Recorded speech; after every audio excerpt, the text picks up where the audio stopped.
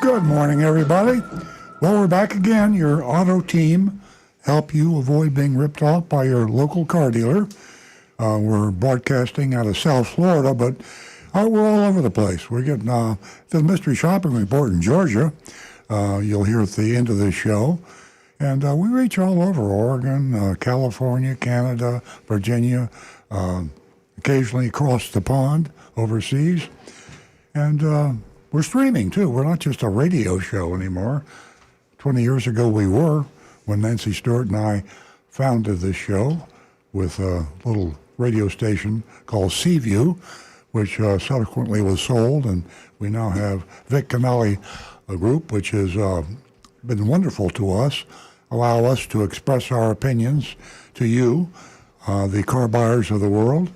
And he's avoided lawsuits. He has a disclaimer at the beginning of the show, and he says he takes no responsibility for what we had to say, but we've never been sued. Why? Because we speak candidly, but the truth is perfect. A perfect defense against libel or slander. And we talk about car dealers. We name names. We name dealerships. Mystery Shopping Report is probably the most, I guess you could say, dangerous thing if I was worried about liability. Because if a dealer is stealing, we say you're stealing. If a dealer is being honest, we tell them they're honest. But we also say when they've been dishonest. We talk about the sales managers. We name that name if we have it. We usually do.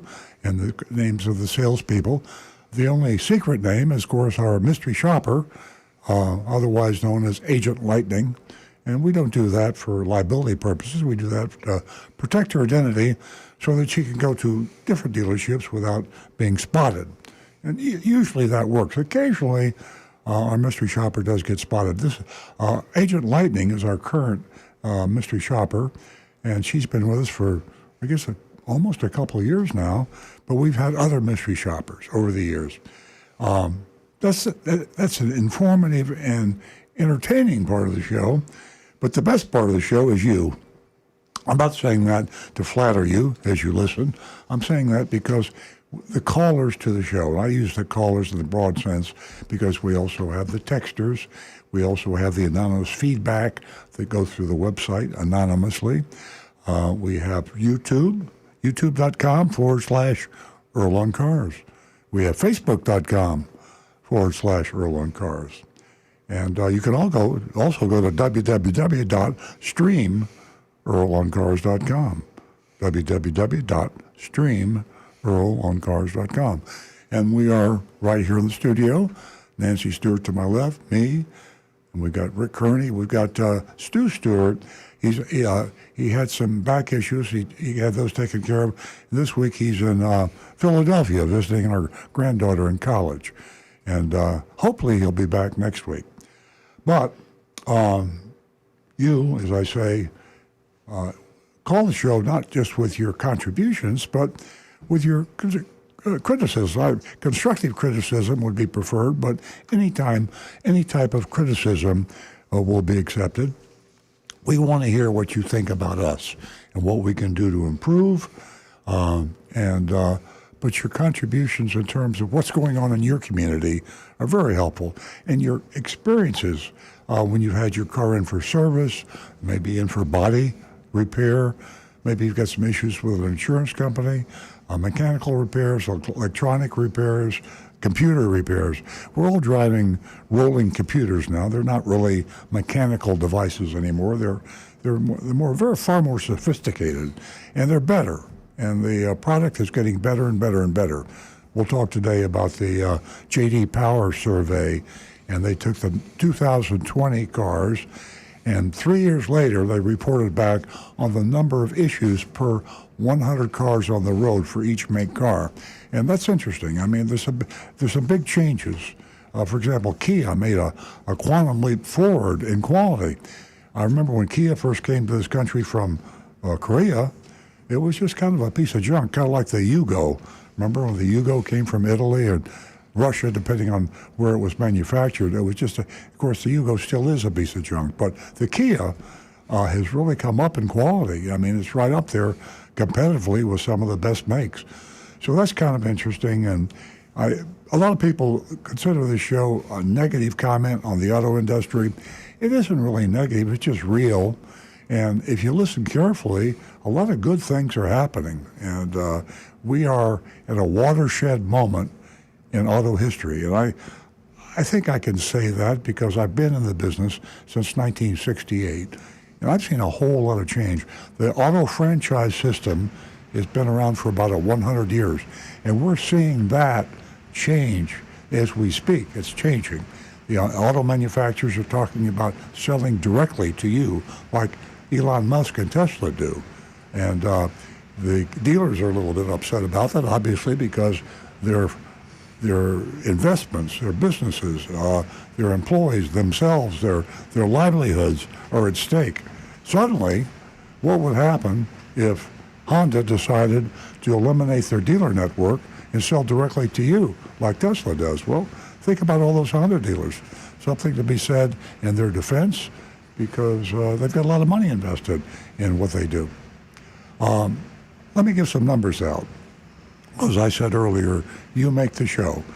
The telephone number is 877-960-9960. 877-960-9960. Now, you'll hear that number a lot, and we'll all remind you about that number. It'll probably bore the heck out of some of you folks that listen to a greater portion of the show. But remember, people tune in for 15 minutes, then they tune out. That's the average statistic I've heard. We're a 2-hour show. We're on from 8 a.m. to 10 a.m. Eastern Standard Time today. People are listening all over. So I'm going to give the number out a lot. Please forgive me if you're listening for a long time, but it's 877-960-9960. Now, Nancy Stewart to my left has got her laptop open. She's looking at the screen. We have Jeremy in the control room here. Jeremy will notify her when that phone rings. He'll get your contact information, and he will let Nancy know that you're waiting to speak. If I'm yakking, or Rick Kearney's yakking, or whoever's yakking, we'll stop, because we prioritize phone calls. We like the phone calls. Personality comes through. It's just warmer and fuzzier. I think it works really well to make the show more interesting. So please call 877-960-9960. 877-960-9960, and we will answer that phone ASAP. If you don't want to use this phone and you want to text, I'm a texter. I prefer text phones, personally. The text number is 772-497-6530. That text number is 772-497-6530. Now, Rick Kearney is also monitoring those as he monitors Facebook, facebook.com/Earl on Cars, and, of course, YouTube. That's our biggest source. I don't know why, but it is. YouTube. YouTube.com/Earl on Cars. Earl on Cars. YouTube.com/Earl on Cars. So there we go. I'm going to introduce Nancy Stewart now. Most of you know her. New listeners don't. She co-founded the show with me 20 years ago. She is a strong female advocate, and I mean that in the most positive sense. She has built this show from no female listeners or callers. Well, we probably had the listeners. They just weren't calling. Remember, half the world is is female, and half the people that buy cars and drive cars are female. Why wouldn't anybody be calling the show that was female? Well, she changed that. Now we have pretty close to 50-50 female callers, and we're still encouraging you ladies out there to call the show. If you haven't called the show before, listen to this offer that Nancy's going to tell you about. It sounds too good to be true. It sounds like there's strings attached, but it's not. It's true. Nancy? Good morning, everyone, and welcome. You are an important part of the show. Very important. Give us a call toll-free at 877-960-9960, and you can text us at 772-497-6530. Ladies, not everyone knows that women represent a huge opportunity for the auto industry, but we know it. This morning, for the first 2 new female callers, I have $50 for each of you. Take advantage of that and give us a call at 877-960-9960. And as Earl said earlier, we have some good news. We have things are changing. The inventory shortage is it's not as quite as stressful, still a bit stressful, but as I said, things are moving in a positive direction. And used cars, the used car prices have fallen. I believe it's 25%, and still, have a lot further to fall. I have a website for you this morning that I'd like you to take advantage of if you run into any problems in purchasing a vehicle, leasing a vehicle, anything at all that has to do with you, the car buyer. That's www.FloridaLawProtectingCarBuyers.com. Jot it down. You'll need it. www.FloridaLawProtectingCarBuyers.com. Again, give us a call, 877-960-9960, or you can text us at 772-497-6530. And don't forget, youranonymousfeedback.com. We are going to go straight to the phones. We are going to talk to Jeannie, who is a first-time caller from Hope Sound. Good morning, Jeannie. Good morning. Such a pleasure. The website, thank you. I love that. Oh, thank you. You can, Jeannie, stay on the line when we're finished, and you can talk to Jeremy. Give him your contact information, and I can send you a check for $50. Well, thank you. Welcome. What can we do for you this morning? Well, I've been told that my car needs synthetic and a mixed oil. So I want to do full synthetic, but then I'm told that the mix is a better run on my car. So as a consumer, I want to make the right choice and know an answer from a professional. Exactly. And Rick can definitely help you make that choice. Rick? Well, hi. What car do you drive? 2019 Kia Forte. And do you know what the oil cap says on top of the engine? Usually right on... Oh, God, I don't think she does, Rick. I don't think people... I'm going by what the dealership tells me. Yeah. And I'm not too happy with the dealership. I call them stealerships now. Yeah, That sounds real unfortunately, good. there's a lot of bad ones out there. The best way is either checking your owner's manual, or if you open the hood and just look for the oil cap, it will usually say on there a number, probably something along the lines of like 0W20. And if it says that, then that is a synthetic oil. And that's the weight that Kia, the factory, recommends for that engine. And that's the oil that I would tell them, use this oil. I don't want anything else. I don't want to hear about your fancy razzmatazz. I want what the factory says should be in this car. And in your glove box, you also should have received a maintenance guide that will tell you what the factory recommends for maintenance is and at what mileage intervals and time intervals. And if you follow that maintenance guide, you'll get the best service out of your car. Perfect. I will look in my manual. I never even thought about that. Thank you. You know, Jeannie, I was just going to say, I think we think in terms... I have a negative opinion about owner's manuals. We're in the digital age now, and I think the owner's manuals of automobiles are one of the last things that are going to be brought up to date. We should have a digital access like we do everything else. Where do I go when I have a question? I don't call Rick. I don't call Nancy. I don't call anybody. I Google it. And Google, right? We do a lot of Googling, Jeannie. So all you have to do, I shouldn't tell you this because you wouldn't even have to listen to the show if you, but you just Google your Kia and just say Kia and the model number and what oil do I use, and bam, bam, bam. It'll tell you, instead of walking out the car and popping the hood and looking at the oil, at the cap on the oil, which is what Rick just told you to do. And then you don't have to call a dealership either and get put on hold and transferred 3 times, then disconnected. You just take out your smartphone, bam, Google, bam, you got the answer. I like that. Thank you. That's funny. And Jeannie, to what Earl said about the owner's manual, I love the quick reference owner's manual. You know, you can just leaf through there with a quickness. But this morning, maybe Rick thought he was talking to Nancy when he said pop the hood, because I pop the hood all the time. There's also the owner's manual and the maintenance guides.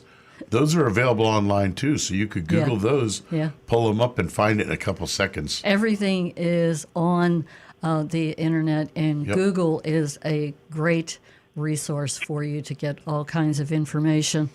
Jeannie, do you have any other questions? No, I don't at the time, but I did enjoy this conversation. Oh, thank you so much. That makes us very happy, and I'm sure all of the listeners enjoyed your conversation too. And I do have to thank you for helping me build a platform right here for the ladies. As I said earlier, and a lot of people do not know this, women represent a huge opportunity for the auto industry, and for them to ignore it is a financial disaster. Thank you, Jeannie. That's true. Thank you. Pleasure. Thank you. Spread the word. Look forward to hearing from you again. I will. I certainly will call back. Thank you. Thank you. Okay, that number again is 877-960-9960. You can text us at 772-497-6530. And also, your anonymous feedback, you can take advantage of that. And also, I gave you a website earlier, and recently there's been a big request for that website, and it is to help you to know if the Florida car dealer is breaking the law, which is going on a whole lot. And that is www.floridalawprotectingcarbuyers.com. Take advantage of that. Jot it down. It's important information. Now back to the recovering car dealer. I just Googled what type of oil you're supposed to use in a Kia, and it popped up just S5W20 synthetic oil. The best Kia for a 2019 Kia is the S5W20 synthetic oil. So again, I say that, kind of half tongue in cheek, but really one of the problems that we have with the cars we own is we don't take advantage of the simple, accurate, straightforward way to go. And the search engines today, and if you're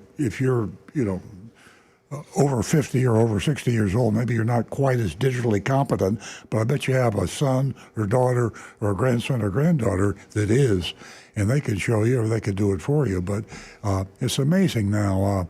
The search engines are now going into artificial intelligence, and Microsoft is coming up challenging Google.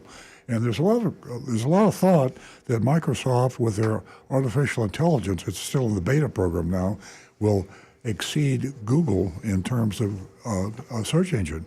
And but Google's also using the artificial intelligence now, where you can just go online with Google and just verbally say, hey, I'm driving a 2019 Kia, what kind of oil should I use? Mm-hmm. And they'll talk back to you. Yeah. And it'll be you'll have almost like a human conversation, and like you could call Earl on cars, except they're a lot smarter than we are.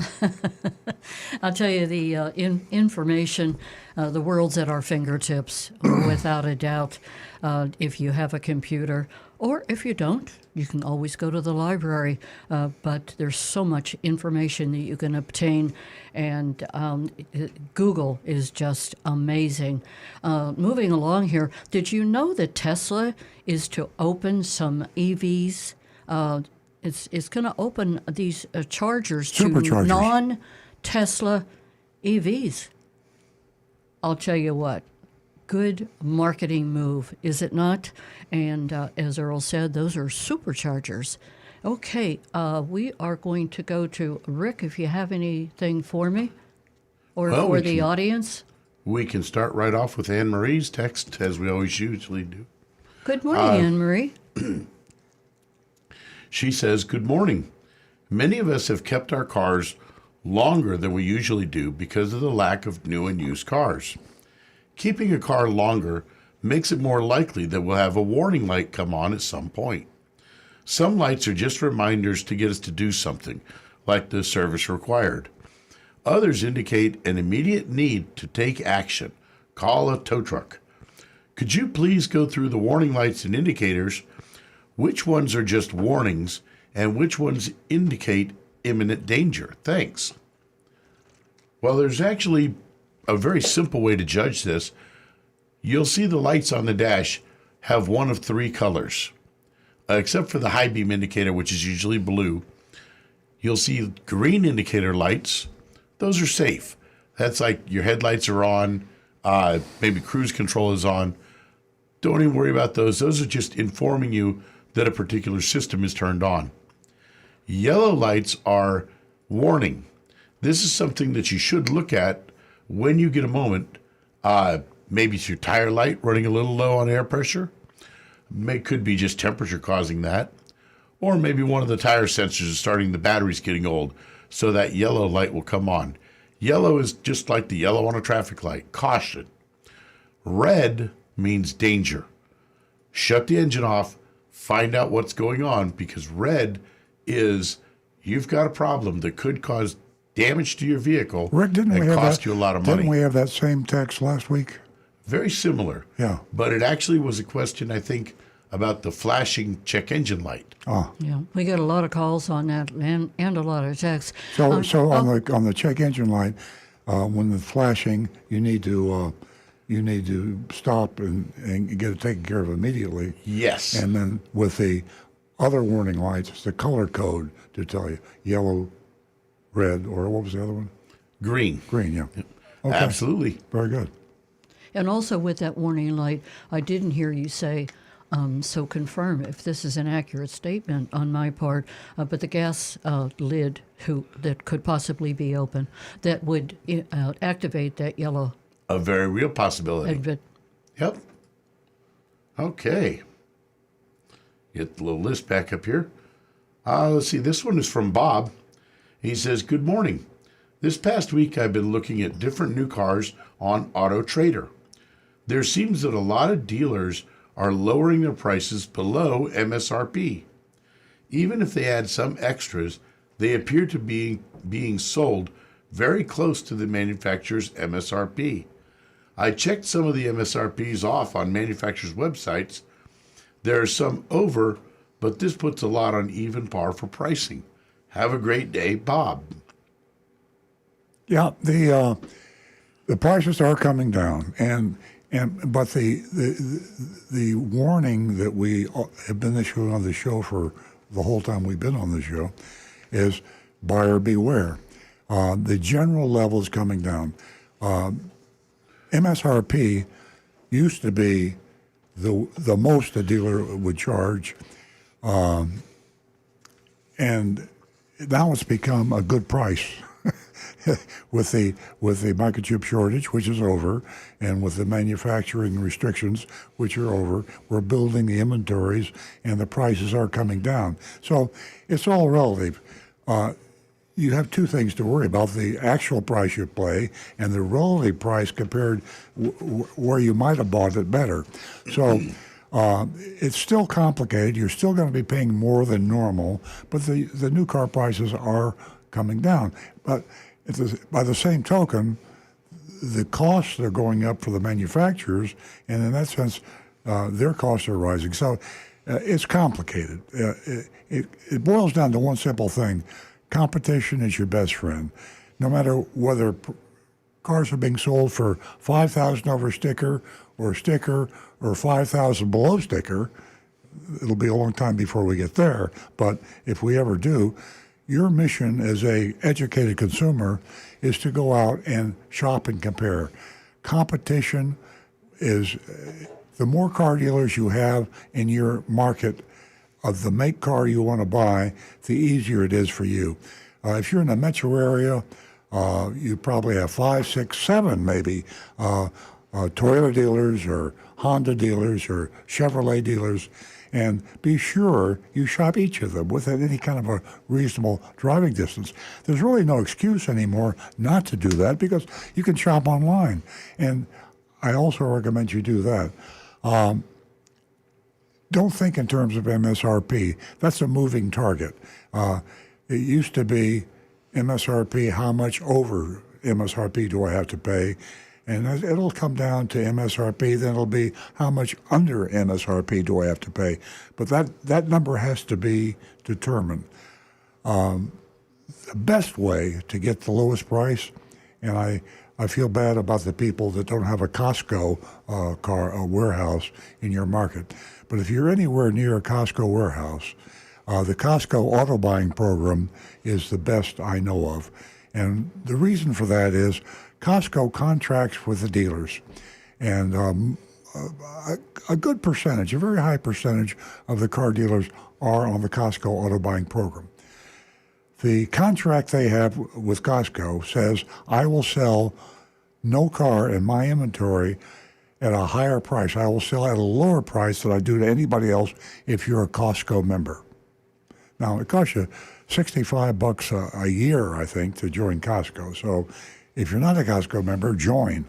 I mean, $65 is chump change compared to what you can save in buying a new car or a used car. They have a used car program also. So no matter, it's a moving target. The prices are coming down. And rather than you try to determine exactly how far the prices can come down, because that's an average.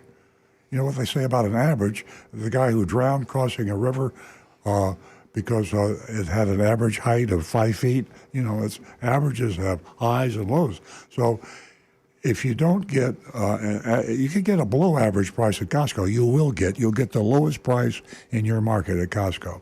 So that's my recommendation. I have a question for you. We talk about MSRP, we talk about fees, and we don't have enough time for me to mention all the fees, dock fees, dealer fee, anything you want, spaghetti fees. When will we not be talking anymore about market adjustment?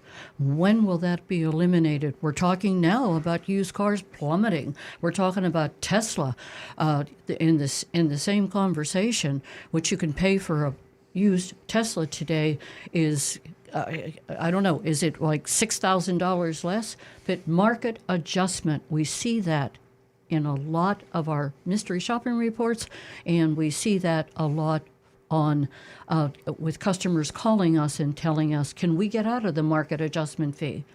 Although it's coming when the manufacturers sell directly. And that's what the dealers are doing. They're driving. The dealer's worst fear is that they will no longer be franchised to sell the make car they have. And there's some pretty big dealers out there: AutoNation, Penske, Lithia, Sonic Auto Group. I mean, there's big investments in auto dealerships. I have a big investment in our auto dealership, so I hate to see me being no longer franchised to sell Toyotas. The games that the dealers are playing to take advantage of customers with the dealer addendums and the dock fees and all the other hidden fees, the dealer install accessories, and everybody walks into a car dealership today pays a different price. The better bargainer you are, the more sophisticated, the more experienced, the lower the price you get. If you haven't bought a car before and you're not shrewd and the dealer can outfox you, then you pay a huge price. So the dealers are going to be the reason behind their own demise. And it's getting close. All the manufacturers, I promise you, are having secret meetings saying, how are we going to get out of this dealer franchise system we got? I want to sell cars. We want to sell cars directly to you like Tesla does. Now, this show, Earl and Cars, we've shopped Tesla and we shopped, what was the other one? Lucid. Lucid? Lucid. And did we shop Tesla twice? Once. But the two electric manufacturers, Lucid and Tesla, they don't have any hidden fees. They don't have any dealer-installed accessories. They sell at the same price that the manufacturer sells for because they are the manufacturer. They're not in business separately as a second markup. There's only one markup, and then to win the market, you try to have a competitive markup. As a matter of fact, Tesla is gaining a lot of market share right now because they have lower prices than Lucid. Lucid prices are so high, they're having problems. That's what competition is supposed to do for you, the buyer, the consumer. And what you don't have in the retail franchise system is honest competition. You have dishonest competition. So, long way of answering a simple question. It'll probably be 5 to 10 years, and there won't be any more addendum labels or anything else because the manufacturers will be selling directly.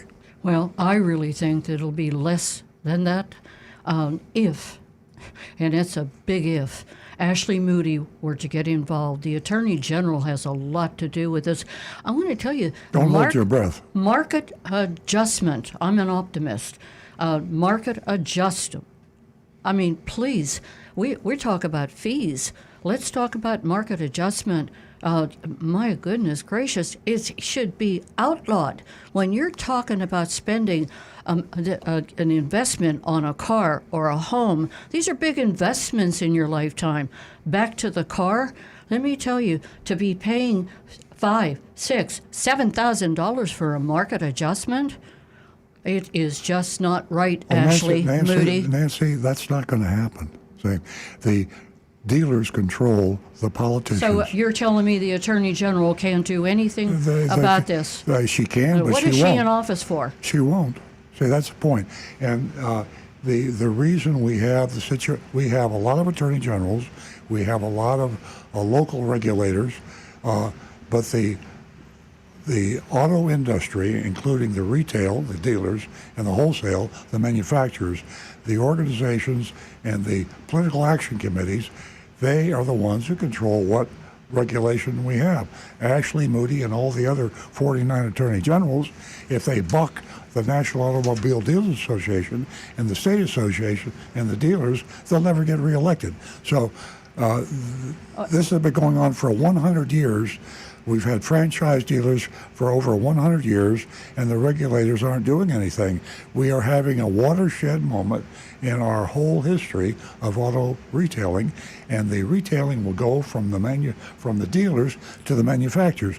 When it goes to the manufacturers, there will be no dealer fees. There will be no addendum labels. There will be no hidden fees, and that's the only thing that's going to save the industry.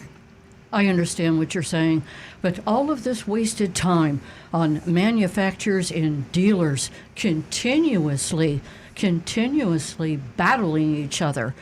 Washington, D.C., battling each other. Let's do something productive. Let's do something for the people, the consumers. That's why everybody was elected. That's all I'm saying, and this is not right. A market adjustment fee, it is not right. I'm leaving for Washington, D.C. Everybody, bye-bye.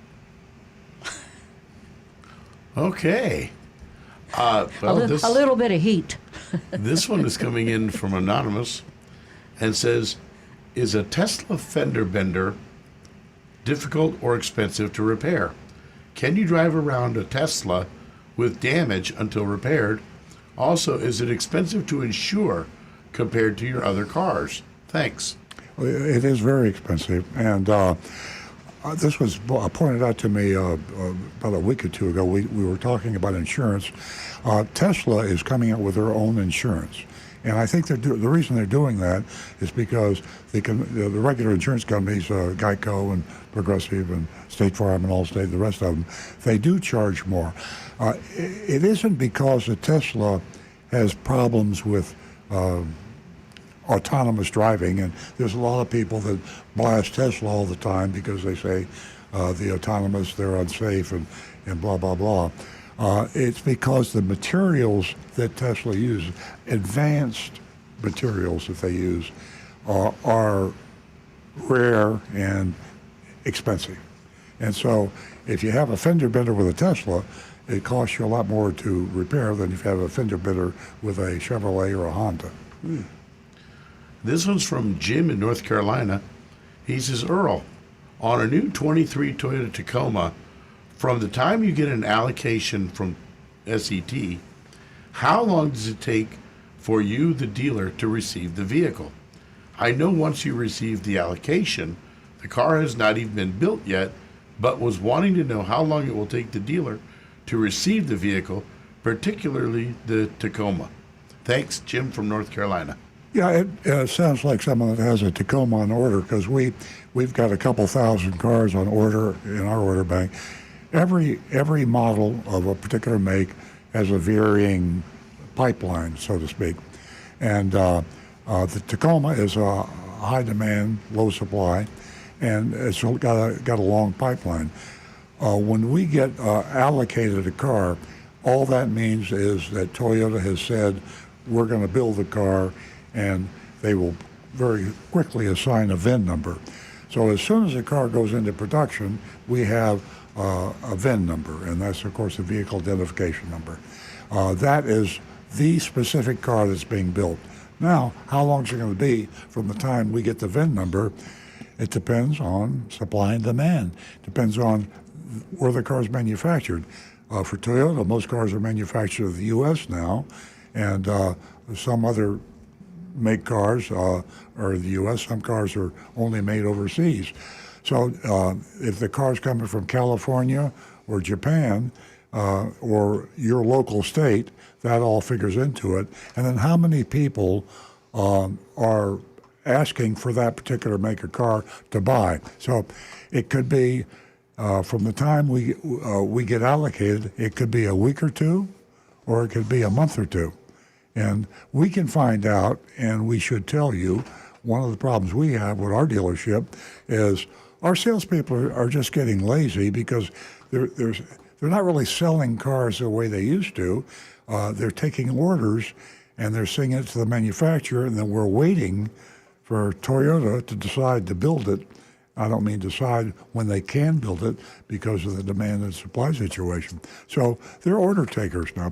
They're more buyers than we've ever had. The prices are higher than we've ever seen.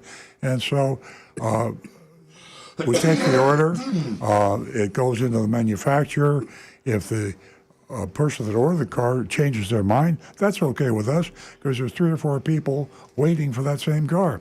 So it's a surreal situation we find ourselves in. And I apologize to my customers because we don't do a very good job of telling you. We should call you every week and say, Mr. Jones, you ordered this Tacoma from us a month ago. We just got allocated. For best knowledge, that car should be in the 3 weeks. And then you call them next week and say, I was wrong. It's not going to be 3 weeks. It's going to be 2 weeks. When you spend $40,000 or $50,000 on anything and you have to wait, you want to know when you're going to get it. And too many dealers now are just taking these for granted, and they don't keep the buyers informed. And I know it's not just my dealership. It's a lot of other dealerships that do that. So great question. And for all of you that are listening to this show right now, and you heard what Earl said, this is an important subject to us. We realize that communication is extremely important. And for so many of you who have ordered a vehicle and you haven't exactly, heard from a dealership, once every maybe 2 weeks. I'll say once every 2 weeks. Actually, it should be once every week. We have empathy and sympathy for you. We realized you spent a whole lot of money and you've been waiting a long time. But I'm just here to let you know that we know it and we know it's an important topic and we're working towards perfecting the whole situation. 877-960-9960, or you can text us at 772-497-6530. We're going to go back to Rick, but first I'm going to tell Howard. Howard, if you're still listening, give us a call back. Sorry I couldn't grab your call quick enough. Okay. And this one came in on Facebook from Chuck. Earl, what are your thoughts on the Tesla recall? Oh, interesting. They're recalling my car, my Tesla Plaid. I think it's good. Elon Musk's response to that is Tesla recall is not the right name for what happened with Tesla. He says there is no recall. In other words, we're not asking, NHTSA is simply saying you have an issue with your autonomous driving and fix it. And so the Tesla owners who have a recall car don't have to bring their car back to Tesla because they will have it fixed online just by leaving it parked in their garage or wherever it's parked. It's going to be a software repair, and it will be done wirelessly. It'll be done Wi-Fi on AT&T wireless, and you'll never even have to bring the car in. So I keep my Tesla plugged in every night, and I won't have to wait. I'll just walk out when they do the recall, and I'll get a little flash on my screen say, your recall has been accomplished, and it'll be fixed. It had to do, the recall with Tesla had to do with the what they call Toyota self-driving, total self-driving.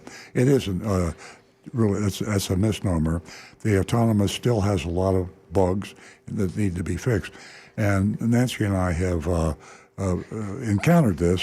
As a matter of fact, I had to promise Nancy I would never turn on the autonomous when she was in the car. So the other day when she wasn't in the car... Because you know what I'll do.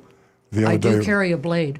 The other day when I wasn't in the car and I was driving somewhere, it was really kind of a scary situation. It was a... That's an understatement. So it was the grounds for the NHTSA repair was the fact that their autonomous driving software sometimes directly caused the car to violate local traffic laws. So that's a technicality they went out on. And I can see that, but we all violate, local traffic laws. Humans, they probably violate local traffic laws a lot more than Tesla will. I know one of the things they're going at, which I thought was interesting, when I have my car Tesla on autonomous, up on my screen it says 55 miles an hour. Then it says adjust. Now I can adjust it up to 65. Now that's a violation of the law. So I'm sure somebody, but by the same token, think about this. If you ever been on I-95 or any other turnpike highway and the posted speed is 65 or 55 or 75 or whatever it is, and if you go at the posted speed, what happens? You get run over. You get run over. So Tesla has an adjustment because if you don't have an adjustment, it's unsafe. If you adjust it, you're breaking the law.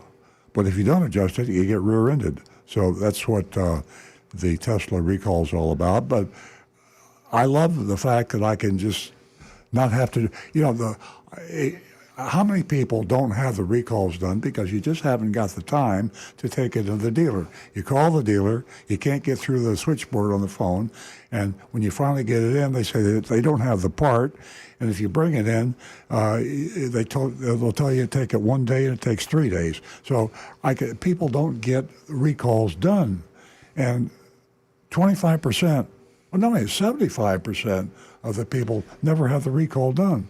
Because there's all kinds of recalls. I mean, some of them are not really dangerous, but most recalls are never accomplished because of the inconvenience. Now, in the digital age, most of our recalls are all going to be done wirelessly while your car's parked. I love it. All right. This one is from another Bob. He says, When buying a used 1-year-old car, is the original factory warranty valid to the new buyer? Yeah, the warranty, the factory warranties go with the car, not the buyer. So no matter how often it's changed hands, if you've got a 3-year, 36,000-mile warranty and it's changed hands 3 times, and you're the third owner, and there's still less than 36,000 or 3 years on the car, then you still have the warranty. And that's got us caught up here on YouTube and text messages. How many people? This is an interesting thing. I ran across this the other one. News. How many people know of an auto manufacturer called VinFast? VinFast. VinFast. How many people have ever heard of this? If you haven't heard of VinFast, then you don't know the CEO. The CEO of VinFast is Li-Thai Thu Thui. L-I-T-H-I-T-H-U-T-H-U-Y. I mean, all the experts in here. I'll float that out there, and maybe someone out there knows the answer. If you don't, you can Google it. If you know the answer, give us a call at Well, 877-960-9960. It's an auto manufacturer, and the CEO is L-E, Lee, Thai, T-H-I, Thu, T-H-U, Thui, T-H-U-Y. I mean, and they're a big manufacturer. They're new, obviously, and it'd be interesting. Who knows about that? Okay, let's talk about the conflict between the dealers and the manufacturers. This was written up in Automotive News, and Nancy went on a rant about 20 minutes ago about the Attorney General and why don't the regulators do something about cleaning up the act of the dealers. And this speaks to what's happening now at this watershed moment in our auto history. The manufacturers are some openly, for example, Honda, saying we're going to sell direct to the consumer. I mean, that's got to shake up a lot of Honda dealers. Others are kind of not talking about it, but in behind closed doors, all the manufacturers are saying, how can we get out of these franchise dealers that are embarrassing us by the games they're playing, by the fact that auto dealers are last in the annual Gallup survey on honesty and ethics in professions. No, we're not. Oh, who is? I looked it up. December of 22, we actually moved up to number 3. Wow. From the bottom. Ahead of lobbyists and telemarketers. Ah, so doesn't that make you feel good as a car dealer? We're only better than marketers, telemarketers, or Lobbyists. Wow. And the lobbyists are why the regulators aren't doing anything to clean up the act. So here we are, the manufacturers trying to go direct for obvious reasons. They want to sell more cars. They want to sell cars honestly.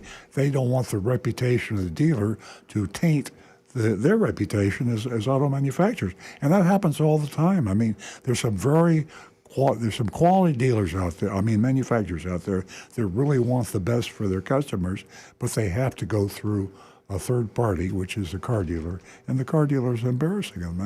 That's got to be cleaned up. Now the dealers are attacking the manufacturers, and there's a secret war going on.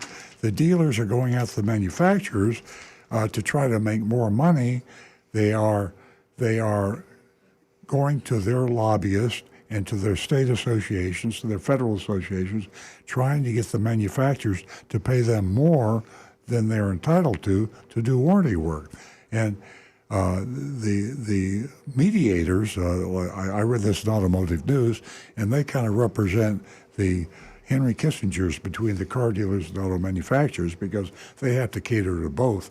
They're saying, hey, listen, you dealers and you manufacturers, you got to come together. If you don't come together and you start fighting each other, then who's going to win? The consumer is going to win because the consumer is going to get their way and the manufacturers will be selling direct. Well, one thing I can say about the dealers and manufacturers, they're consistent. With that said, we're going to go back to the phones where we have Bob holding. He's calling us from Lake Park, and Marty will be with you momentarily. Good morning, Bob. Good morning. I'd like to make a correction on the warranty transfer with Hyundai. Okay. The second owner doesn't get the full warranty transfer on the powertrain. It gets reduced. What is it reduced to, Bob? I believe it's reduced from 10 years to 5. Oh. It goes to 560. I think it's 10-100, and it goes to 560 on the Hyundais. Well, thank you very much for correcting me. I You don't appreciate get it. the full. Yeah. You get the other part of the warranty. I think is transferable, but there's an adjustment made on the second owner. I see. Well, thank you very much. I appreciate it. Thank you. Have a great day. Do you drive a Hyundai, Bob? No, I have a Mustang. Thank you. Thank you for calling. Okay, have a great day. Bye-bye. Thank you, Bob. Our number here is 877-960-9960, and you can also text us at 772-497-6530. We're going to go to Marty, who's holding in West Palm Beach. Good morning, Marty. Hi, how you doing? How you doing today? Great. I just have to, excuse me, if the car manufacturers were to sell direct, who's going to do the service? Well, they'll have it'll probably be set up like Tesla is. They will have actual satellite, repair areas for the cars in their market. So they'll have it'll look just like a dealership. Matter of fact, I always call the Tesla a dealership. It's not a dealership. It's owned by Tesla, and Lucid also has a repair facility. They have technicians, and they do exactly what a dealer does, or probably better, because they're going to treat you a lot more fairly. You're not going to have hidden fees. You go to the service department today, we talk about dealer fees a lot, hidden fees. Service departments have hidden fees. They don't call them dealer fees. They call them miscellaneous. They call them hazardous waste disposal. The dealers screw the customers in the service department and the showroom. Manufacturers don't do that. I'm not saying maybe they're better human beings than manufacturers. I'm saying a big target like General Motors or Ford or Honda or Toyota, they're afraid, and they're a big target. And if they start taking advantage with hidden fees, they're going to get nailed in a hurry. So, don't be worried about getting your car fixed. They'll have regional areas also, stockpiling cars. They'll have a warehouse stockpiling cars, and they'll have locations where they can have them readily serviced. I know, look, every time I come into your dealership for service, I mean, people are coming in there constantly. And then there's also people that come in with no appointment, that they have to get something fixed. Yeah. So I'm just wondering, they would have to have now, obviously, they sell more Toyotas than they sell, electric cars. Not for long. So, right now Tesla can have its one service area on Okeechobee Boulevard for everybody that bought a Tesla in Palm Beach County. But I think they're going to need you. They're going to need you. Well, not as much. I mean, I appreciate that. I mean, I hope they need me, but I got to face reality. And the cars today. I mean, I'm this Tesla. I'm not. Hey, listen. There are better cars than Tesla. Tesla's got problems. I mean, they got a lot of problems. But the concept of Tesla and the electric vehicle, flash forward 10 years, all the cars are going to be so good that you're not going to require maintenance hardly at all. Repairs will be done wirelessly while your car is parked in your garage. I've been in the Tesla store once or twice. I've had the car for a year. I talked last week, I think. I had a windshield washer. My windshield washer was malfunctioning. Tesla came out to my house and went in the garage, jacked it up, put in a new washer motor. So even when there is something that has to be done, they'll be doing it in your home. They understand, a lot of the people understand now that the consumer wants convenience. They want to buy a car. They want the car to get them where they want to go and back home again, and they don't want it to be a complicated part of their life. So there will be that convenience that we have, but that just won't be the need for it, Marty. I know how you feel, but 10 years from now, some people buy a car and they'll never have it into the service department until they'll trade it in. They'll never go to the service department. I got one other question that Rick, I'm sure, can answer. Years ago, cars needed a tune-up. Now I never hear of a car needing a tune-up. Do they need tune-ups? Well, years ago, a tune-up was the technician would adjust the carburetor to adjust the flow of the fuel going in, and he would adjust the timing on the distributor. Well, now the computer controls the fuel going in through the injectors multiple times a second per cylinder, and it adjusts the timing multiple times a second per cylinder. So technically, the computer is doing a tune-up on your car probably 20 or 30 times a second as you're driving down the road. It uses the information from all the sensors to determine what adjustments it needs to make. The only thing that really is done now is most cars, I'm going to say, are on 60,000 mile spark plugs or 120 or 150,000 mile for the spark plugs. And that's a tune-up anymore, is just replacing the spark plugs when they're come due. Yeah, how would a person know, except I guess if the car's not running right, that they need spark plugs? In the maintenance guide on your car, it'll tell you at what mileage you should replace the spark plugs. Okay. And is that a simple job now, or is that still the dealership will shaft you? Some cars, it's 20, 30 minutes. Other cars, it's 4 or 5 hours. Like, say, a Highlander just did one yesterday. You've got to remove the intake plenum, which is the plastic piece that flows all the air to each individual cylinder to access those back 3 spark plugs, and they are buried. Thankfully, those only need to get done every 120,000 miles. And what would the cost of that job be? Around $450 to $500. Oh, okay. Well, I guess if you're going to keep the car that long, it's still cheaper than buying a new car. Yep. Yeah. All right, very good. Thanks. Thank you, Marty. Earl, don't worry about it. You're going to be in business a while. I'm not worried about it. I'm worried about not for me, for my sons, because they're in the business. So we're all. I'll be honest with you. We're all every dealer, whether they admit it or not, is worried about this issue, and we all see the handwriting on the wall. We just don't like to talk about it. All right. All right. Have a good weekend. Thank you, Marty. Great hearing from you. Remember, ladies, I have $50 for the next new female caller. $50. So there's still time for you to give me a call at 877-960-9960. We're going to go to Dominic, who's calling us from Coral Springs. Good morning, Dominic. Good morning. I've got a question about a car that I have.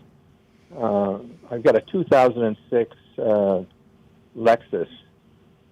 It was top of the line, and I decided that would be my last car. When I bought it, I was 65, and I just had it redone and had all shocks and everything done. And now my headlight was going out, and I told the guy to put a new headlight in, and he says, it's not a new headlight, it's the assembly. And he said, what you need to do is buy a new car. Is there any inexpensive way to fix the headlights on this Lexus? It's got 61,000 miles on it. Truth be told, the most cost-efficient repair is to replace the headlight itself. It's the assembly. It's an LED type assembly. It's going to be a few $100s, but on an 06 Lexus with 60,000 miles on it, and I'm going to kind of step onto a limb here and guess that you've got a garage-kept car. You keep it in the garage? I used to before my wife put her car in the garage. Ah, gotcha. But I'm betting it's probably this car probably looks really really good. It does. I would replace that headlight in a heartbeat. I would go to Well- another mechanic, say I want that assembly, get it from Lexus, and replace that part. Because truth be told, you've got a fantastic car. An '06 Lexus with 60,000 miles is going to last you another 10 years or more. That there's nothing wrong with putting a little extra to get that headlight in properly, and the cost of that versus the cost of a new car, I'd stick with that old one all day long myself. Okay, I was quoted $2,000 a headlight. Yeah, unfortunately, it is expensive. Well, can you shop Wow. that? I mean, where can you buy headlamp assembly other than Lexus? Well, you can get aftermarket headlight assemblies. The only drawback, they may not last as long, but that is another alternative. Look online on Google, on Amazon, and look for headlight assemblies for your car. And one other thing you might consider, for any operation, service, or maintenance operation on a Lexus, if you can find a Toyota dealer you trust, they will do the maintenance repair work a lot cheaper than Lexus. Lexus is the high price spread. Most of their customers are very affluent. Most of them have a few extra bucks to throw around, and they charge higher prices. A Toyota dealer in your market that you can deal with, you should at least get competitive pricing there. But if you could go online, or have someone, one of your kids or somebody you know that's handy online, and shop for the Lexus 2006 headlight assembly, even if it's an aftermarket. If it's, let's say, if you buy it on Amazon, for example, if it has high ratings, but for the people that bought it, then you can take that assembly to a Toyota dealer, and you might save yourself a whole lot of money. I mean, it sounds like a lot of trouble, but if you go to a Lexus dealer, you got to pay all the money. They get all the money, and because they can. Well, I'm actually going to disagree with Earl on one point here. I wouldn't go to a Toyota dealer. I would go to an independent mechanic. Oh, Because an independent mechanic is actually going to cost you even less than a Toyota dealer true, will. true. And the only reason I had mentioned of getting the part from Lexus is you would then know, even a Toyota dealer for an '06, for that assembly, he's going to have to go through Lexus to get it. But an independent mechanic can quite often get a wholesale rate through Lexus to get a lower price on the headlight than you were if you walked into the dealer and bought it yourself. But they're also going to give you a lower price on the actual installation.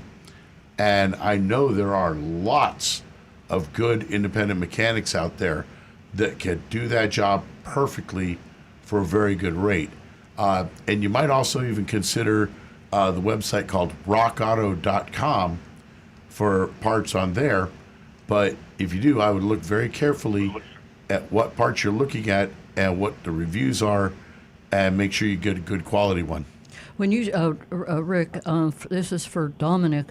If you were to purchase a headlight assembly kit, and you were to take it to that independent, repair shop, would they accept the fact that you brought that kit in? Yes. They would? Most independents would have no problem with that. Because I see here, I Googled it, and there's prices that range from $250 to $1,000, but then there's prices from $75 to $400 if you do take advantage of what you just said about taking it to a repair shop.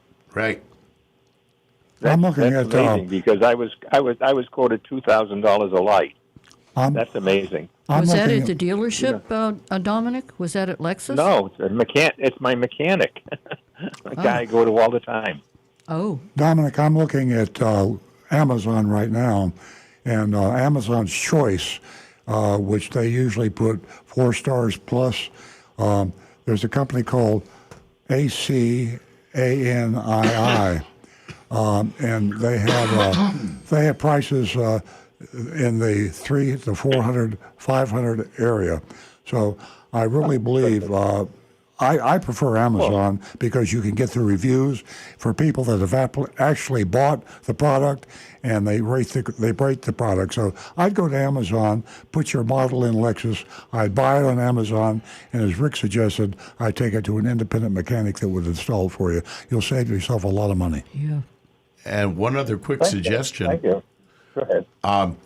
Go online and look for Lexus forums for local Lexus owners, because Lexus is another one that has a great following of owners that love their cars. Connect up with some of the guys on there that are local in Palm Beach County area or local to you, and ask them what mechanics they go to, who they trust with their cars, and you can get hooked up with somebody aftermarket that can do some incredible work for you. Great information. Well, appreciate it. And let me tell you this. I really appreciate your show. Thank I you. enjoy listening to it because it brings me back to when everybody was honest at one time or another. Thank you so much, Dominic, from all of us.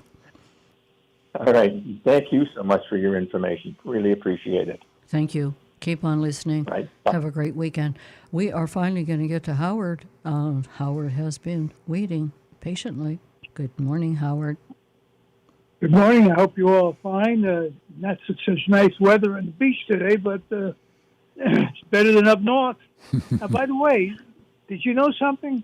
New York City has not had snow this year. They broke a record. January 29th was the last time. Okay, let me try to stump Earl, not Rick. Earl, I have a question for you. Okay. Okay, ready? Yeah, I'll give you a hint. All set. Okay. How can you Ford a Jeep? Ford, F-O-R-D. And I'll give you a hint if you can't answer the question. Now, say that again. How do you Ford a Jeep? F-O-R-D, a Jeep. How do I Ford a Jeep? Not a Ford. Ford, F-O-R-D. How do you Ford as in a Ford? No, he said not No, a Ford. F-O-R-D. How do you Ford a Jeep? In other words, you mean like Ford across the river with a Jeep? You gave it up. I wanted Earl to answer. Rick, please. I'm sorry. I may have a scratchy voice, but I got a clever mind. Yeah. So can you explain that so Earl can learn something? It's the language is, if you're crossing a river, you're Ford the river. Yeah. So if you've got a Jeep and you're going to drive across the river. I understand fording a river, but I didn't understand fording a Jeep. So that's yeah. Yeah, I did it. In the Korean War. Oh, so you had a real Jeep. Yeah. Yeah. You had a GP. Yeah. Yeah. Okay. Now, Earl, I have an idea. I think this may work. In order to save a lot of fuel, I would suggest that the government puts into place a plan. 2025, 1/4 of the cars must be hybrid. 2026, 3/4, etc. And going down the line. What do you think of that idea? Instead of just going straight into electric, to have more hybrids being produced, and the government is insisting on this. What do you think of that plan? Yeah. Anytime you say the government insisting on something, I get nervous, and the government. We got the greatest country in the world, but politicians are politicians, and they tell us what we want to hear. And behind closed doors, they take a lot of money from a lot of big companies and other people to do what they want to do. I'm not, I very vehemently criticize our government and the politicians, but at the same time, I'm applauding them because I wouldn't want to live anywhere else in the world. But I'd rather have all the crap that we take from our politicians and all the influence that the lobbyists have on our legislatures and our regulators than live in China. I don't want to live in China. I don't want to live in Libya. I don't. This is the only place. But I just don't. I don't like it when they monkey with the economy and try to. Even when they have good intentions, they pass these laws. They turn around and backfire. I think the electric vehicle revolution will take place just because it's a better product. You know, it's you build a better mousetrap. Somebody is building a better mousetrap now, and the world will flock to your door when you do that. So, EVs are going to come, and you can do subsidies. You can do you can punish people for not having an EV, but it's going to happen because the electric vehicle is a superior vehicle. Okay. My last question is, why did they discontinue the Solara? I think it was 2022 when it was discontinued. Yeah, it's and terrible. Toyota, you know, I as a local dealer in Florida, I thought it was the dumbest thing they've ever done. But if I were to talk to the head of Toyota, remember, they sell these cars all over the world. And we see a lot of convertibles in Florida because this is convertible territory. You know, it's especially during the winter. What's nicer than being out with the top down and your convertible?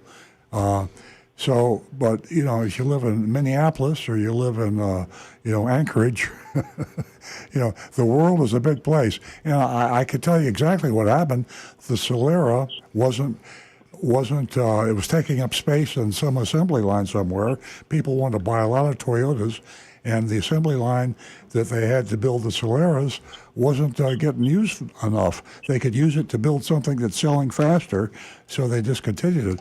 I felt the same way about a number of models that were popular in the Sun Belt states, but they weren't popular in the rest of the world. So today, the good news for you Solara owners, they're worth almost what you paid for at the beginning. I mean, a Solara is like an antique car that's worth a lot of money. do you get any Solaras in your used car lot? Not enough. I mean, when they come in, they get sold. Every time I talk to a Solara owner, I say, and this is before the shortage and the pandemic and all that kind of stuff, but the Solara convertible is such a highly desirable car. I say to them, hang on to that car. It's only going to grow. The only car you ever bought that's appreciating in value.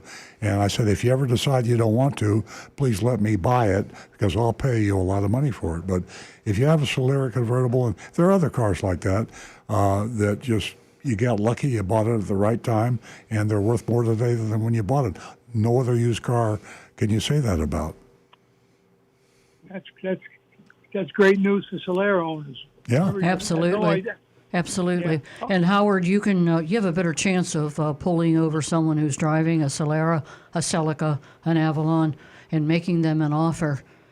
It's just amazing how much those cars are worth right now, today. Okay, thank you. Good information. Thank you. Have a good day. Thank you, Howard. Thanks for your patience. We're going to Doug in Boca. Good morning, Doug. Good morning, Doug. There? Maybe we lost Doug.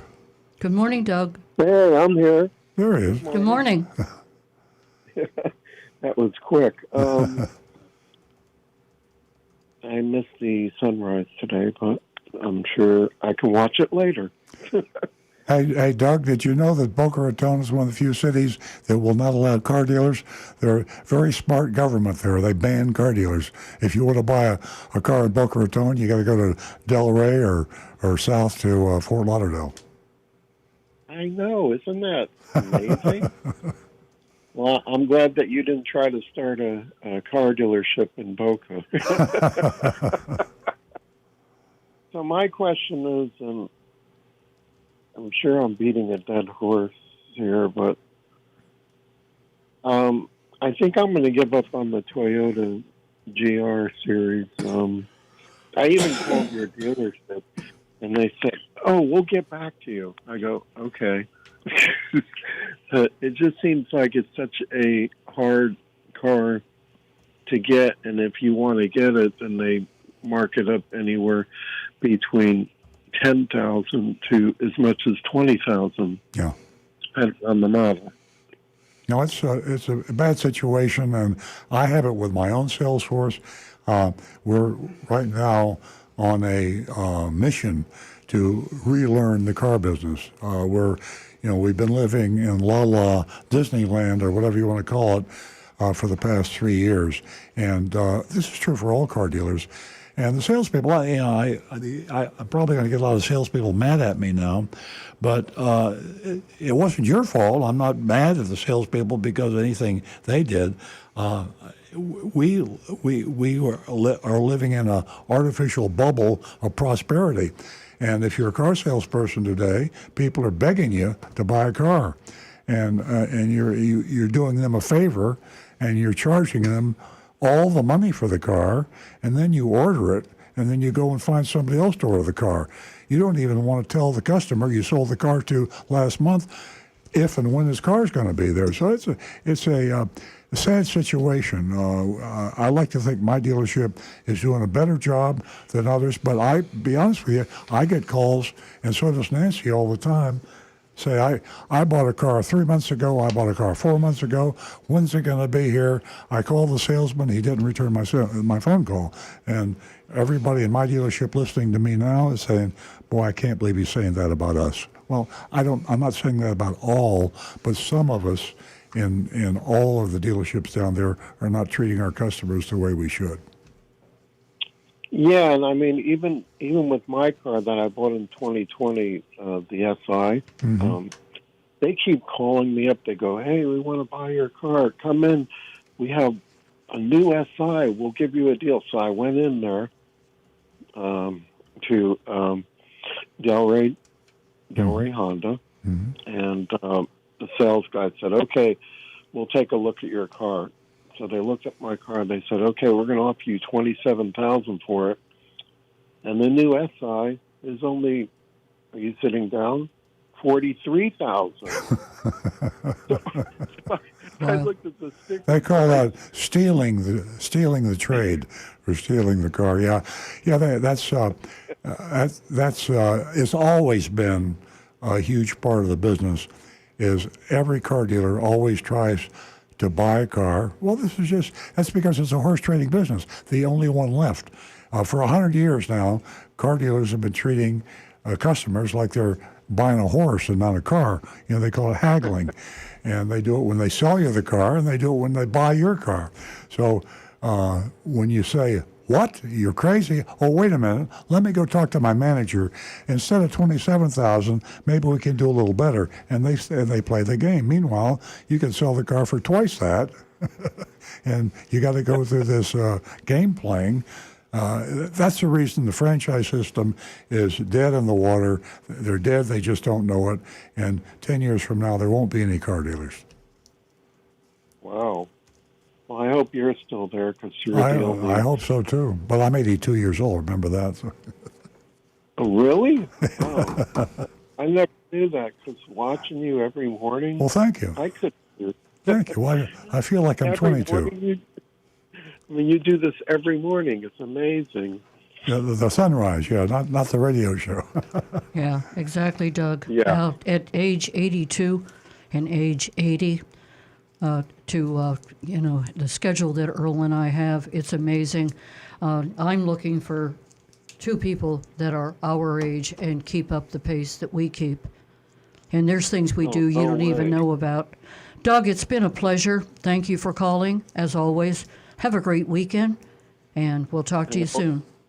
And Ella says hello. Oh. Hi, Ella. Meow. Hello. Okay, we're going to go to Roadrunner Steve, who's been holding in Boynton. Oh. Always a pleasure to talk to Roadrunner Steve. Good morning. Good morning, everybody. Good morning. I feel happier already. You fill us with energy. Yeah, ain't it Forge River, not Ford River? Ain't it Forge, Forge? Yeah, Nope. You're right. Yeah, Forge. Ford a river, forge a knife. Oh, Forge. Is that right? Oh. Yeah, ford the river. I'm going to have to Google that. Boy. Yeah, you're right. Yeah, I know you're right. When you hit my age of 92, you'll get a little smarter. Is that See, right? God bless you. I'm giving you the story. Okay. tonight at 8 o'clock on MeTV, they're going to have the greatest Mopar chase ever seen on TV. Look out. Everybody remember the movie Duel? Yes. Yeah. Okay. It's either, well, that's on tonight at 8 o'clock with a Plymouth. I think it's a Signet or a Dodge Dart. I'm not sure. Because I couldn't get straight Google on it. Plus, it was a Slant 6 motor with that. And the funny part was when Dennis Weed was driving the car was overheating. So guess what he did to cool down the car? What trick do you always use? I'm afraid to ask. He put the heater on. Yep. We love you. I learned that on my 69 Barracuda sled. Put the heat on. There you to go. Cool down the car. And that's about it, everybody. Have a good weekend. Thank you, Steve. Hey, Steve. Thank you. Thank That you. was a All right, 71 Plymouth Valiant that he was driving. I was a Valiant? Okay. Okay. Okay. Plymouth Valiant. Thank you. You're welcome. And it was red. Yes. And he was up against a 1955 Peterbilt. I just And you Googled it, never but seen the driver. because I remember that movie because that was one incredible movie. Yes, it was. One of the greatest Mopar chases in history. Yep. Yeah. Well, speaking of that, I've been watching Highway Patrol. Oh, Do you know Brian Wow. Crawford? He switched from those Buicks. He started driving Dodge Coronets with the push-button trannies on the dashboard. wow. And they were all V8s because I seen the dual exhaust. Yep. tell Okay, you. that's it for me. You have a lot of information for us, Steve. We love you. Unfortunately, in 8 hours and 47 minutes, I'll be in bed. Because that's when, Oh, okay. so I might miss that show. Thanks, Steve. DVR it. Just DVR it. It's There you on go. YouTube. There you go. 148 episodes. I'm up to 140. Holy moly. 10-4? 10-4. 10-4? 10-4, Okay. Steve. Listen to our mystery shopping report, Steve. We'll talk with you later. Yes, I do. I love them. Thank you. You're Have a welcome. good day. Okay, folks. I'll give out that text number. It's Can really I- important because 772-497-6530. You're a big part of the mystery shopping report when it does come up. We have a few things to get to before that. But again, that number, 772-497-6530. Now, back to the recovering car dealer. Well, nobody called in about the new car company that I asked about earlier, VinFast, VINFAST. If you Googled it, that's cheating. But it's a Vietnamese automaker, and their CEO is Lee Thai Thu Thuy. And you Vietnamese folks out there, tell me if I mispronounce it. LETHITHUTHUY. But he's a CEO, and they shipped their first cars to California in January, and they're going on sale this month. Now, they're going to be big in EVs. They're starting out with piston cars, but they are going to go all out for EV. You have to.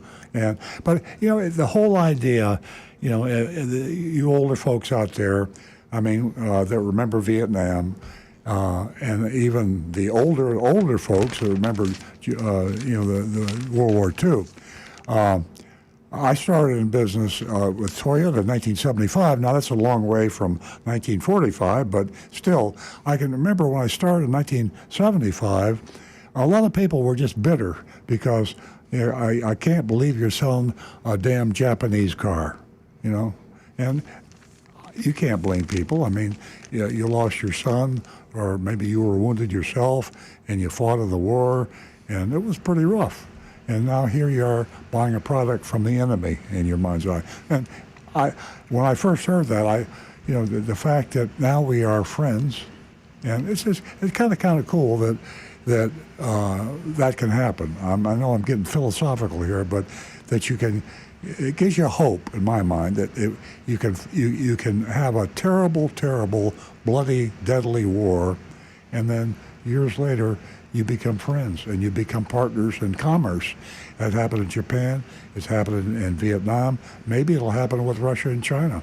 I mean, it'd really be nice if we could just have all friends for countries. And it is, because it is a global economy that we're dealing with. Absolutely. It says right here in the automotive news that drumming up vehicle buyers remains a challenge.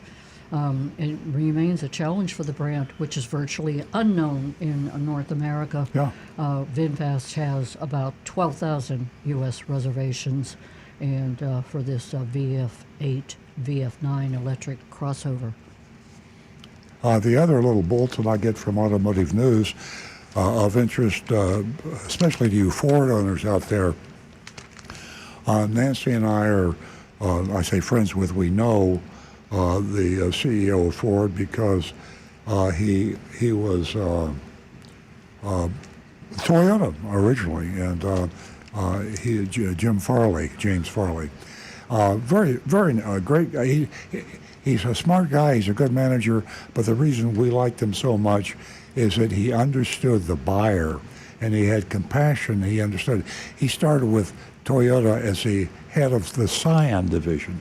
The Scion division was a vision that Toyota had. Hey, we're going to build a car and we're going to sell a car the way cars should be sold, because we know cars are being sold wrong now. And they're being built wrong also. And they came up with this it was like a pie in the sky dream, as it turned out, the bubble popped. But Jim Farley pushed it and did a great job. And we had a lot of conversations because we had a Scion franchise. They made the Scion franchise separate from Toyota. You had to have your own showroom. You had to have your own salespeople. They didn't allow you to mark the price up. The price you saw was the price you paid. They had a lot more safety features. And it was a great vision. Well, it was a huge flop. And Jim Farley left, and he went to Ford. So Ford saw the same thing in Jim Farley, I think Toyota saw, and they brought him in. Unfortunately, he's been there for 2 years, and Ford is stumbling now. So for you folks that are Ford owners out there, Ford's having some real problems. And Jim Farley, if anybody can bring him out of the slump, well, he's been there for 2 years. He hasn't done it yet. He made a statement that is almost hard to believe that he would publicly say this. He said that Ford has 25% more engineers to build the same car that our competition does. Ooh, them's fighting words. I mean, wow. How do you think everybody in Ford feels that works for Ford Motor Company when the CEO says, I'm going to start firing engineers? And if he's going to be firing engineers, he's going to be firing a lot of other people. So be thinking about it. I'm not telling you to trade your Ford in. Ford builds some very good products, like the F-150, the best-selling vehicle in the world, I think. It's certainly the best-selling truck, and it's a very good truck, by the way. So you can have a great product, but if you don't have the management and the vision, we'll see if Jim Farley can deliver that. But it's words of warning to you Ford owners out there. Keep your eye on it. You don't want to be another Oldsmobile or another Pontiac, because there are no more Oldsmobiles and there are no more Pontiacs. This whole landscape we see of manufacturers, there's not going to be as many manufacturers 10 years from now as there are now.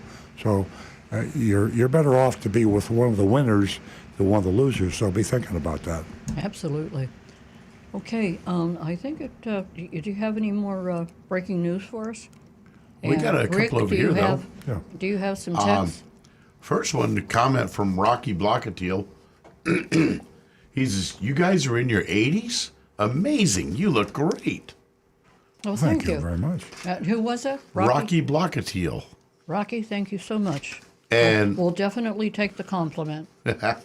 And this one from Paul, he says, here's a legal question. I noticed on buyer worksheets shown during mystery shopping reports that sales tax is added at the end. Last week, your report indicated the sales tax was charged on the phony dealer fee and on the phony government fees. Since a government fee is a tax to begin with, how can a dealer charge a tax on a tax? or charge a tax on something that doesn't exist. Who keeps that money? Well, if I don't even remember about the particular incident, but there are dealers that will inadvertently or on purpose, probably inadvertently, charge a tax on a tax. And it's a mistake, but it is illegal. You can't do that. You can't tax a tax. And that's my definition. The litmus test, is it a phony fee, is it a hidden fee, or is it a real fee? The litmus test is, did they charge you sales tax on that? And you can calculate it. You take your buyer's order, or sometimes the worksheet, and you can look at the sales tax, and then by looking at the sum total that the sales tax was charged on, find out if they did charge you the sales tax. Dealers get in trouble all the time for not charging sales tax on things they should, but sometimes they probably do it the other way, and they're making money for the state of Florida, in my case, or whatever state you're in, and they're charging sales tax on a tax it's not supposed to be. And this one, hi guys, Casey in Canada. I was down at my dad's down in North Palm Beach, and I love your show. Question, I have a 2020 Tacoma, and I do all my own maintenance. Why is it so hard to find a detailed maintenance schedule that breaks down everything from plugs, fluids, etc.?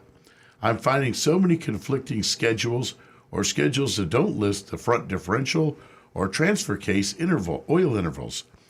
Where can I find an accurate schedule that I can print and keep? Casey, it's already been done.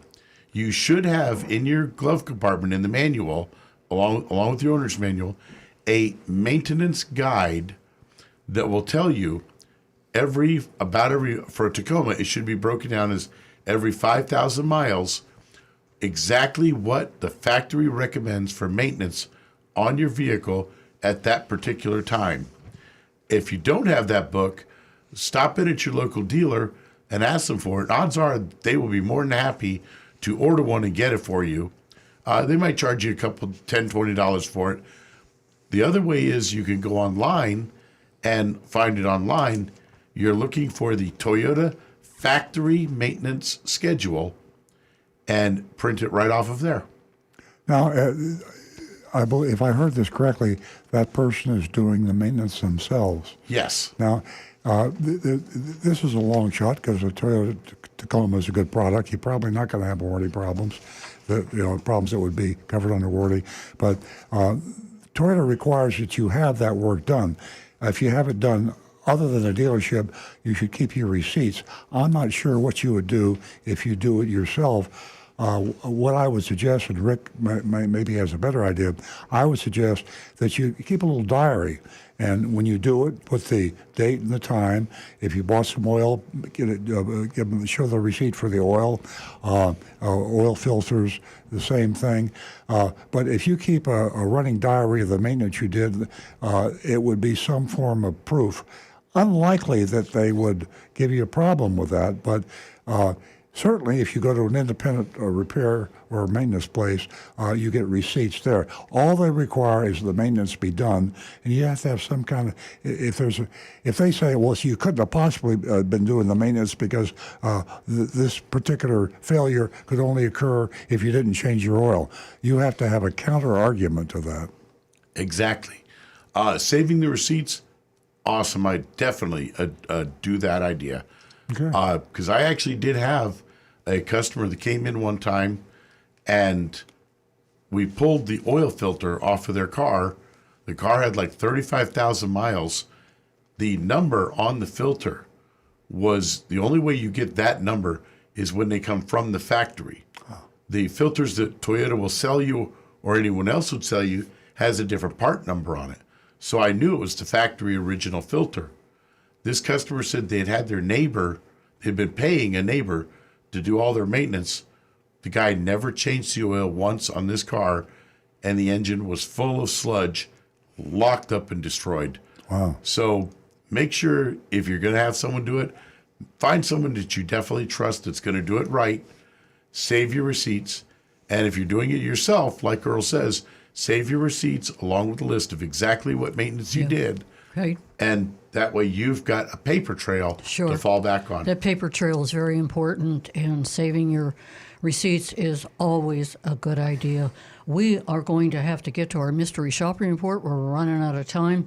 I want to let everyone know that Agent Lightning walked us through the Chatham Parkway Toyota. She recently was in Savannah, Georgia, and I'll tell you what, Agent Lightning is irreplaceable. She is just amazing, and the encounters that she has had through the years is also amazing. So please vote this morning on the Mystery Shopping Report, 772-497-6530. Now back to the recovering car dealer. Okay, here's the report. And as Nancy just said, this was in Georgia, and we love it when we can compare other markets. We found the Pennsylvania market, for example, to be a lot low key, a lot more honest, a lot more transparent, and even Tennessee. So we know South Florida is the worst of the worst of the worst. So we're comparing apples and oranges oftentimes. So good to get out of state. Here's a report. I'll be speaking in the first person as if I were Agent Lightning. I arrived at Chatham Parkway Toyota in Savannah, Georgia, and was greeted by a friendly customer service lady who asked if I was looking for a particular salesperson. I replied, "No, this is my first time here." And she called out to a salesman named Chevy. I find that kind of humorous. A salesperson named Chevy in a Toyota dealership. But he gets a lot of kidding for that. And asked if he was available. Chevy came over to shake my hand, politely asked me if I wanted a refreshment while he found someone to help me. As I looked around the dealership, I couldn't help but notice that all the sales managers behind the glass office were wearing bright red suit coats, sport jackets, I guess you could call them. Isn't that interesting? They had a soda fountain machine, coffee, and snacks, and that was a nice touch. A few minutes later, a salesman named Thaddeus Hines introduced himself and asked what brought me in. Interesting names. Names interest me. Chevy and Thaddeus so far. I saw you have a few hybrid Highlanders in stock, and I'd like to check them out, I said. We have one available. Now, I'll pause here briefly. The auto manufacturers, I know Toyota for a fact, being a Toyota dealer, they control the websites of their dealers. And they, unfortunately, put on the dealer's website the car being in inventory when it's not. And I don't know why they do that. I've argued directly with Toyota about that, and they gave me one of these, well, that's just our policy. You know, I love that, don't you? When someone's doing something wrong, they say, well, that's the way we do it. I get a lot, doctors do that a lot, and hospitals do that a lot, but auto manufacturers, I don't like it. If you say a dealer has a car, the car should be on the ground. It shouldn't be on a truck somewhere between the manufacturer and the dealer, because customers will come into your dealership and ask to see the car, and it's on the truck 200 miles away. If you're lucky, it might still be in the plant. So here, Agent Lightning came in and saw several Highlanders stock and found out, fortunately, they did have one. Okay, back to the shopping report. Let me grab the keys and we could take it for a spin, he said, Thaddeus. Since it was raining outside, Thaddeus offered me an umbrella. Nice touch. You got to love the Southern hospitality. When we approached the car, I took note of the window sticker and their addendum, the infamous addendum. The actual MSRP was $44,701. The addendum listed, love this stuff, market adjustment, $3,500. Market adjustment. Don't you love it? Nitrogen. $250. Oh, boy. Nitrogen. Window tint. Oh, God, they really went all the way on this, too. $495 for a window tint. Screen shield. $295. I found out later what that is. $295 is absurd. And of course, you add all that up, and it spells mother. No, it spells $49,241 instead of $44,701. During a test drive, Thaddeus showed me all the features of the car, including the screen shield on the computer screen that they installed for an extra, now on the, yeah, $295 for a little plastic thing. They put up a $300 for a screen protector that you can put on yourself. Yeah, right. After we returned to the dealership, Thaddeus asked for my license and contact information. Can I ask if you own your own home and how long you've lived there, he asked. I interrupted him to say that I didn't want to run my credit up just yet because I wasn't thrilled about the huge market adjustment on the sticker. Most dealerships, if not all in this area, are still doing market adjustments, Thaddeus explained. It's kind of, you remember when you were a kid and your mother said, why did you jump into the lake with all your clothes on? And you said, because all the other boys and girls did. And I won't tell you what your mother said when you know what your mother said. So Thaddeus says, well, all the other dealers are screwing the customers, so we screw the customers too. I also shared that I thought it was a total ripoff to charge $250 for nitrogen, which is essentially just air in the tires. And if you remember how your high school chemistry, you probably know that air is 78% nitrogen. So they're charging you, what was it, $250 to put air in your tires. And Consumer Reports, by the way, if you're still doubting me, Consumer Reports, Google Consumer Reports, nitrogen in car tires, Google that, and you will find out after a one-year study of all make tires, they concluded, Consumer Reports, that nitrogen is worthless. So if they charge you nothing, it's okay. Go to Costco. Costco puts nitrogen in your tires, but they don't charge you for it. So it's worthless, but you don't pay anything for it. So, well, why complain? He said he'd speak to the manager to see what he could do about the additional options. So the game begins, right? Oh, the mean manager is doing this, but I'm on your side. I'll go to the manager, and I'll be your advocate, and I'll fight for you to get a lower price. That's the game. That's the car buying game. And you wonder why the manufacturers want to sell cars directly, like Tesla. Thaddeus excused himself, returned about 10 minutes later with a worksheet, the infamous worksheet. The worksheet is, as you may or may not know, exists because it's not a legal document. So you can play games on a worksheet. It's not a legal document. And in the defense of the dealer, if you hire a lawyer, says, well, that's not the buyer's order. That's just a worksheet. That's just a negotiation. So we didn't say they had to pay this. This is just a worksheet. So that's the interim thing.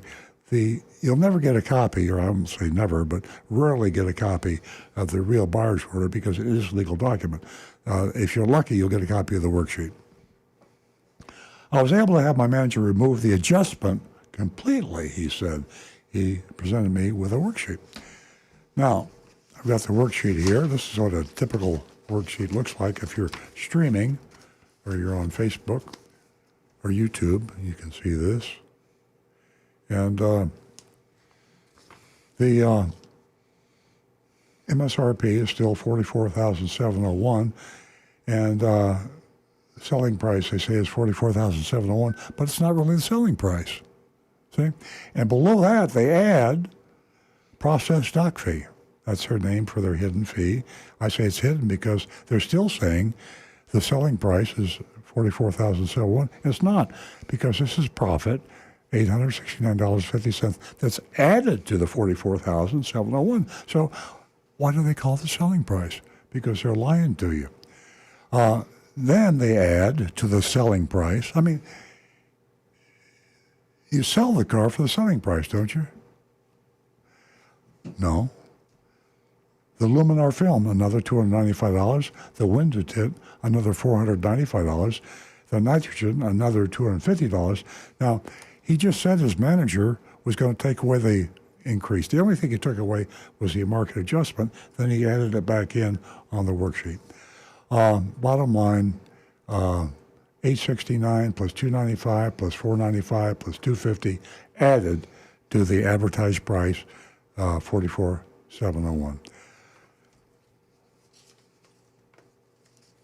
turned the page. Thaddeus explained that the processing and dock fee, which was $869.50, included the dealer fee. Registration and plates. Now that's just not true. It's just not true. He charged the sales tax on the whole amount. He did not separate it out. And if you look at the worksheet, you can see total sales price, and you can see that the sales tax was added there.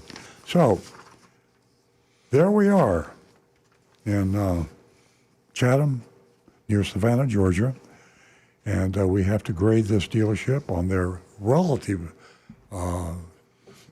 selling ethics and honesty. I say relative, it's a curve, we call it, because so far we've never found a perfectly honest dealer. So we don't say an A is 100%. We say we grade on the curve. You know, you probably had that in school. If the best grade in the class was 85, then they get an A. If the worst grade in the class was 65, they get an F. You don't do 100 and then draw the line somewhere arbitrarily like it's 70. So if you've been listening to the show, or if you're kind of generally knowledgeable about the show, when you call in the grade, we hope you will, fax it in or text it in, or don't fax it in, text it in or call it in. We will read your score. But give us a relative grade as to whether you think Chatham Toyota in Savannah, Georgia should be A, B, C, D, or F. Okay. And Jonathan, are you referring to the this part of the mystery shopping report? No, there was some text after the report. Oh, the text after the report? Do you have that, Earl? What are we doing? Do you have that report that Jonathan just mentioned? Didn't finish. I don't know. Here. Yeah, right. Oh. Thaddeus. Oh, yeah. Thaddeus explained to the processing dock fee. I read that while I was walking away. I'm sorry, I just didn't read the last two paragraphs. While I was walking away, the sales manager ran over and asked if I had any questions. My only question was, is this your absolute best price? He replied that it was, that's rare. Usually they'll say, shop it around. If you could do it better, bring it back, we'll beat it. But he said, no, that's it. He'd removed the market adjustment, but the other options had already been installed on the vehicle. I said I have to check with my husband before making a decision, and I would get back to him. So that's the rest of the report that I forgot to read. And as I say, please let's have your vote. And do we have any votes? And Yeah. that's 772-497-6530. Take advantage of that text number and vote on Chatham Parkway Toyota of Savannah, Georgia. And the grades are coming in. Johnny Z. Fradley says F for fabulous ripoff. And he also commented, he said, Lumar film is window tint. He thought they were double charging, but actually I think the Lumar film, they probably also make the screen protector that they put on the radio because they hit $295, and that's what that screen protector was charging as. Let's see. Rocky Blockatiel says D for deceptive. Tim Gilliland in Yuma, what century are we in? Still pushing nitrogen, window tint, and initial market adjustment, and fuzzy math? Get them a D minus. Tom Steckel, my mother told me to give them a D, just a shade above Napleton. Scott Hunter, F, fees, fees, fees. Brian Sedlatko, too many fees, F. Mark Ryan, D minus. Frank, we've got, let's see, enjoyed the comparison of dealerships in Florida being compared to dealership in Georgia, as comparing apples to oranges. Or I guess it would be more appropriate to say peaches to oranges. Grade D for the dealership. Bob says, F, stay away from this dealer. Nitrogen scam alone earns this grade. For me, I'm going to give them I'm actually going to go with a C minus. I'm going to say that they've got, everything is like put right in front of you. Yeah, on the curve, yeah. You can fight it a little bit. I bet if she actually had stayed and fought, they would have taken off the price of at least the nitrogen. Yeah, if and maybe something else. yeah, if she'd have fought harder, longer, but you got to draw the line somewhere. And this one just in from Anonymous. Wow, deception at its finest. A big fat F. Okay, Nancy. Okay, I'll try to make this short, but here's my opinion, and that's when a dealer decides that this vehicle is in high demand, and that they decide to hike up the price for market adjustment, 5%, 50%. Whatever it is, whatever they decide, it's wrong. It's very, very wrong. And they didn't do this mystery shopper any. They didn't. How can I put it without being cut off on the air? Anyway, it wasn't anything that it was favorable. They shouldn't have had a market adjustment on there to begin with, and that's the way it is. And this nitrogen and everything else, come on, it's all old school. Time to move forward. We're in the 21st century. We want to make car dealers look a whole lot better than they looked yesterday. For that, Chatham Parkway Toyota, you get an F from me. Okay, I'm gonna give him a C minus. I agree with Rick that the average dealer was probably just a little bit better, but not much better. So a C minus instead of a C. I think it would have been a lot more honest to keep the addendum and just say, I'm raising the price of the car X dollars because of supply and demand. When you start putting fees in that aren't fees and false charges, things that are just not real, then you're getting deceptive.